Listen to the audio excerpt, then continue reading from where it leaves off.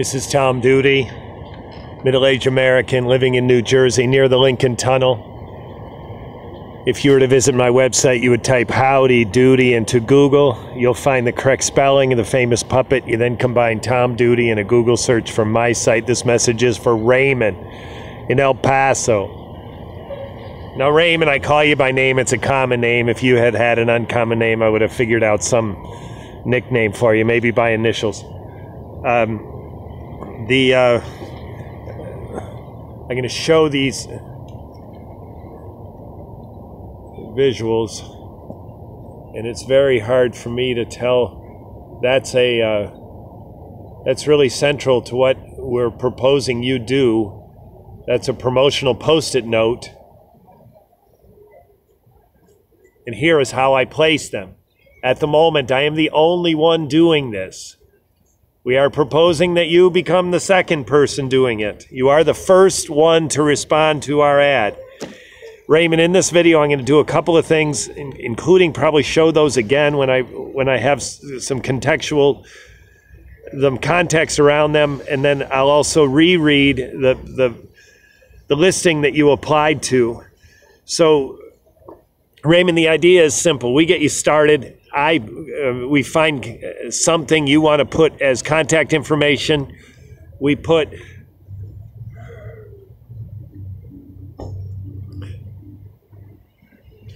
credit card debt help, and then whatever contact information you want on that sticker. I have phone number and an email address. Those go to Vidya in India. He's in the Indian state of Andhra Pradesh, and he is also the one who received the response to this. And if he had enough time today, which is his nighttime, if he had enough time today, he would have sent you a link to a video, which is a less personalized message of what I'm doing now.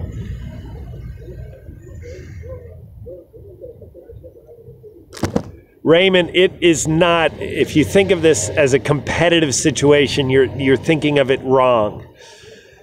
Think of it as a non-competitive situation, because if we were to ever, I don't know how many ATMs there are in El Paso, and I couldn't even begin to calculate if I did know that number. But as soon as we get more than 1, 2, 3, 4, 5 people, and anyone tells me they've seen a post-it note from someone else on one of the ATMs that they were going to distribute, then we will stop promoting this in El Paso. Okay, so in addition to not being competitive, based on the fact that we're not going to dial this thing up until it could possibly become competitive, in addition to that, there's actually a benefit to having more people do it.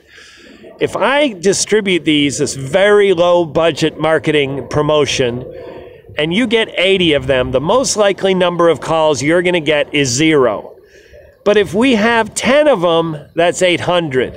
The most likely number of calls we get to that is something that's not 0, probably 1 to 5. So think of it like this. If you play the lottery and you never hear of anyone winning, then you're not going to want to play the lottery anymore.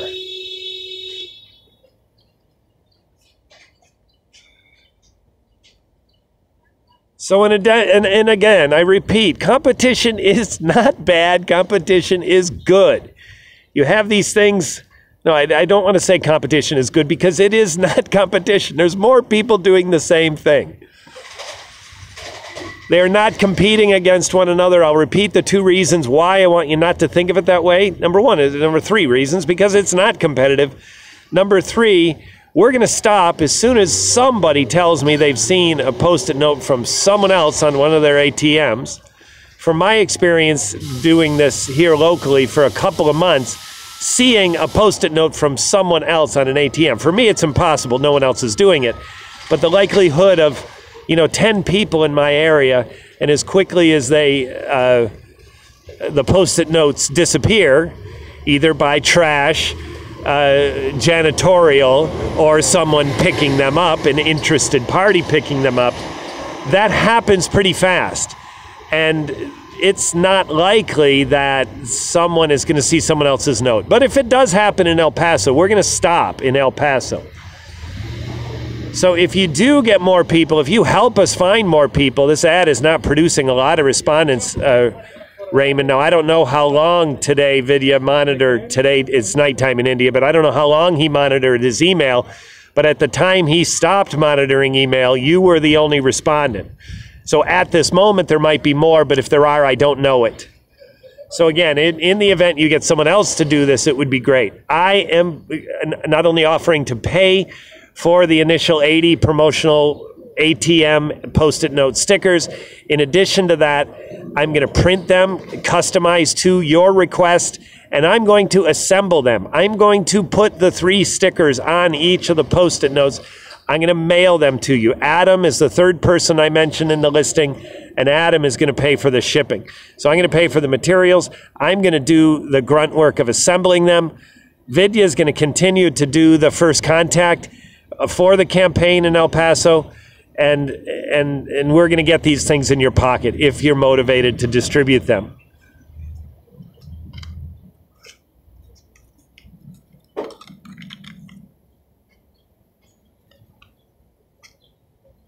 Now that's my name, Raymond. I'm out here outside. I just want to communicate by this setting that, you know, we got a guy in India, and it is literally dark in India. But that's not what I'm trying to illustrate. What I am trying to illustrate, there's a lot of people on the internet who don't really want to be known. If I stood here long enough, this is my neighborhood, I would probably see someone I know and say, hola. We think, I have good reason to believe El Paso is a good market. El Paso is right on the border with Mexico, and Mexico just doesn't have the debt problems the United States has. And even though Mexico and Tom Duty, DHL, can I help you?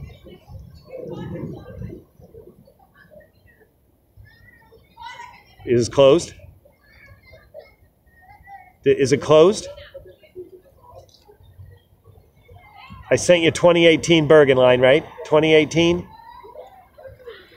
Did I send you a text? Did you call me before? Did I send you a text? All right, yeah. If she's not there, call me back. I can find her. Or if you got the address from me by text, you have her number directly. You can call her. Her name's Esperanza. Ciao, ciao. So by this setting, I'm trying to communicate that we're not phantoms on the internet. We are real people. None of us have ever been to El Paso. Adam's the closest. He's in Phoenix. But again, the idea of El Paso being on the Mexican border, the debt habits very closely follow the banking boundaries. So El Paso has very much of it about Mexico. I've Google searched El Paso, and it's probably a lot like this neighborhood, only very much more Mexican. It's probably very common to hear Spanish spoken in El Paso. And rather than a sampling of Spanish-speaking people of the Americas, Central America, Mexico, South America, and the Caribbeans, in El Paso, it's probably exclusively Mexicans, or nearly exclusively Mexicans. So my point is this. Because you're in the United States, people have probably adopted banking habits of people in the United States. And as soon as you cross the border into Mexico, it goes to very much a cash economy. There's a huge difference between Mexico and the U.S. as far as the percentage of money that's electronic, formal banking, and cash.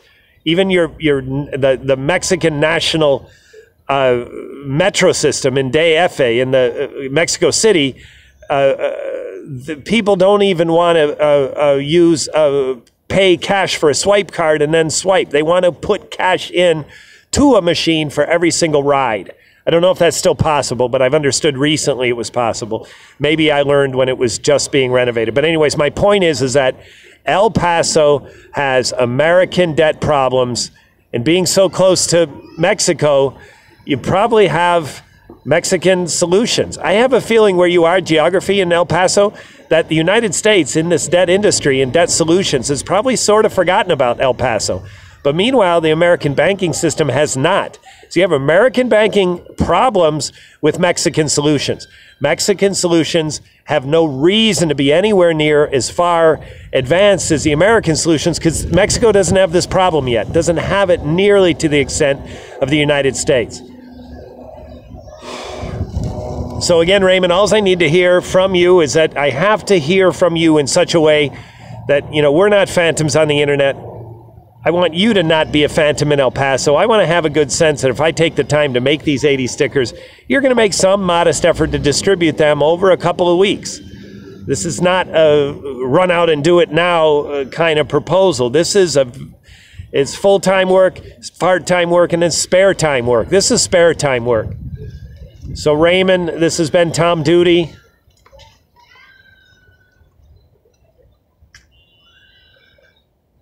Middle-aged American living in New Jersey near the Lincoln Tunnel. If you were to visit my website, you would type Howdy Doody into Google. You'll find the correct spelling of the famous puppet.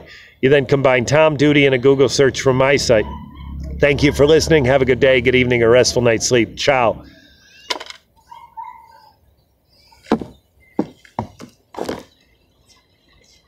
Ciao.